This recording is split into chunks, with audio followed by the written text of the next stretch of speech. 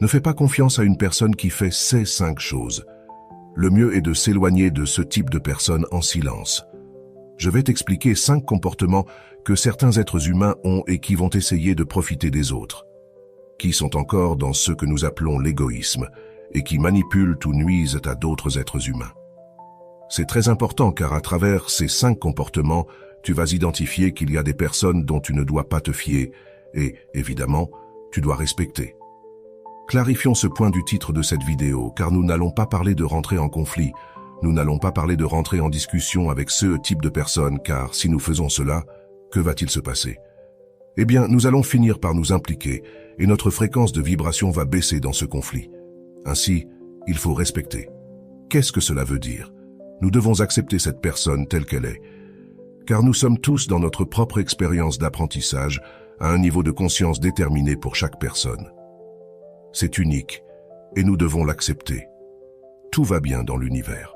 En fait, nous apprenons les uns des autres, grâce à ceux qui nous rendent différents, et la grande maîtresse qui nous enseigne ici dans le monde de la matière est la dualité.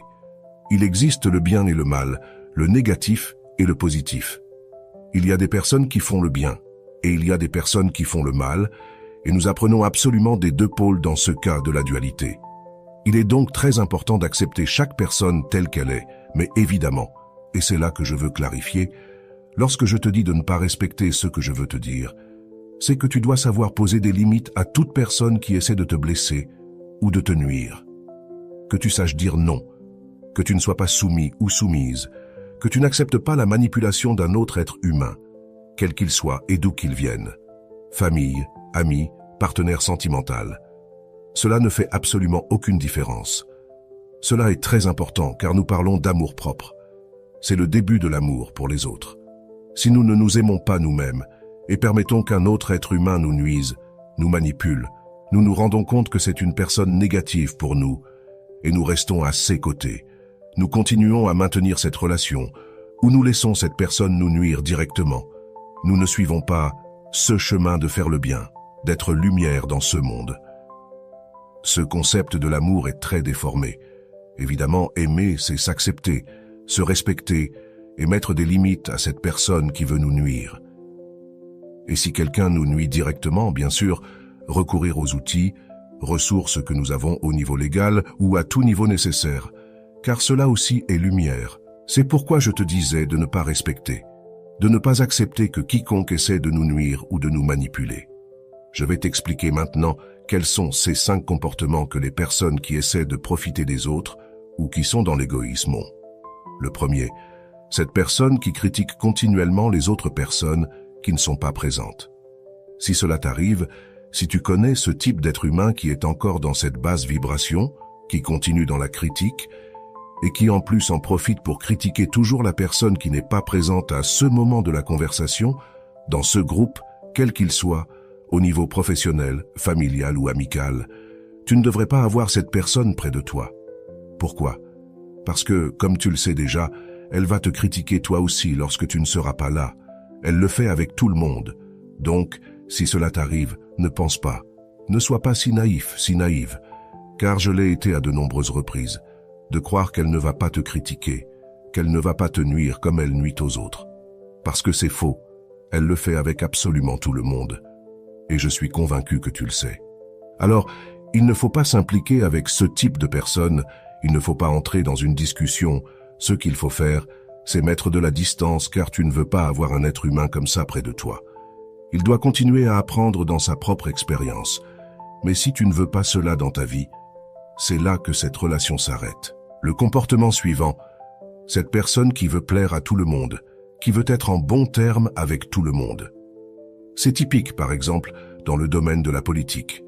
Le politicien typique qui cherche continuellement à plaire à tout le monde, il vit à travers son ego et a en plus un intérêt caché. Dans le cas de la politique, nous le savons tous, ils cherchent continuellement des votes. C'est pourquoi ils promettent sans cesse. Ils disent oui à tout, et ce qu'ils veulent, c'est de la popularité. Cela se produit également à tous les niveaux, amitié, famille, collègues de travail. Cela arrive aussi. La personne qui veut toujours, continuellement, plaire à tout le monde a un intérêt. Elle a un intérêt car elle vit à travers son ego et pour toi, Tu n'es qu'un de plus, un de plus qui va continuer à gonfler son propre ego. Évidemment, nous ne pouvons pas plaire à tout le monde et nous ne devons pas le prétendre. C'est une hypocrisie authentique. Ce n'est pas possible. Il y aura des personnes à qui tu plairas plus, d'autres moins. Tu dois être toi-même, te montrer tel que tu es. Ensuite, il y aura des personnes plus compatibles avec toi et d'autres moins. Mais si tu essaies de plaire à tout le monde, tu le fais à travers ton ego. Tu es encore dominé par ta partie la plus égoïste dans ce cas, et tu cherches cette affection, cette popularité ou cet intérêt qui se cache derrière un comportement, une intention qui n'est pas naturelle. Nous sommes ici, nous sommes différents. L'important est d'être nous-mêmes. La personne qui veut plaire à tout le monde n'est pas elle-même, elle n'est pas naturelle. Parfois, elle dira certaines choses aux personnes qu'elle a à côté, car c'est ce que ces et personnes veulent entendre, et d'autres fois, elle dira d'autres choses différentes aux autres personnes qu'elle a à côté. Une personne qui n'est pas positive pour notre vie. Passons au troisième comportement. J'espère que tu trouves cette vidéo très intéressante. Abonne-toi à ma chaîne YouTube, car je continue de poster du contenu quotidiennement et active cette cloche des notifications. Ainsi, je pourrai te notifier de chaque nouvelle vidéo. Le troisième comportement, la personne typique qui prétend continuellement t'écouter. De plus, elle hoche la tête, te dit oui, te donne toujours raison, mais tu sais qu'elle ne t'écoute pas. En fait, tu lui poses une question à un moment donné pour voir si elle t'écoute dans cette conversation, et tu te rends compte qu'elle n'a rien entendu. Il est très important que tu comprennes cela. Cette personne qui prétend t'écouter et ne t'écoute pas vraiment ne te porte pas d'intérêt. Et nous devons nous dire la vérité. C'est très important maintenant car il y a tant de personnes enfermées dans leur propre ego, dans leur propre égoïsme souvent, qui ne veulent rien savoir de l'autre personne mais restent là. Elles veulent l'attention de l'autre personne et c'est pourquoi elles prétendent nous écouter. Mais la personne qui ne nous écoute pas, eh bien, n'est pas positive pour notre vie, parce que nous ne l'intéressons pas. C'est la vérité. Et à partir de là, nous devons prendre des décisions. Le comportement suivant, la personne qui n'a que des problèmes dans la vie, tout lui arrive, tout va mal, et en plus, tout est négatif. Elle ne sait voir que le verre à moitié vide de chaque chose, la partie négative.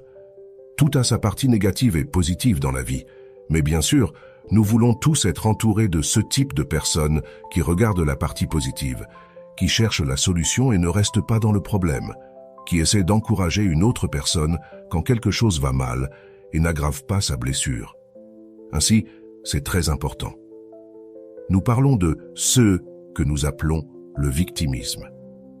La personne victimiste qui se plaint de tout mais ne fait jamais rien, qui blâme tout l'extérieur de ses malheurs dans la vie, mais ne prend jamais la responsabilité de sa propre vie et de tout ce qui lui arrive dans sa vie. Cette personne est négative. Elle a évidemment une basse vibration. Elle va nous entraîner si nous restons trop longtemps avec elle, car nous sommes tous des antennes réceptrices d'énergie et nous émettons et recevons de l'énergie continuellement à travers nos relations personnelles. C'est pourquoi, quand nous sommes avec une personne comme ça, notre énergie chute, nous nous sentons fatigués, nous nous sentons épuisés, et ce sont de véritables vampires énergétiques. La personne victimiste se sabote continuellement. Elle n'est pas responsable de sa vie et ne sait pas gérer ses émotions.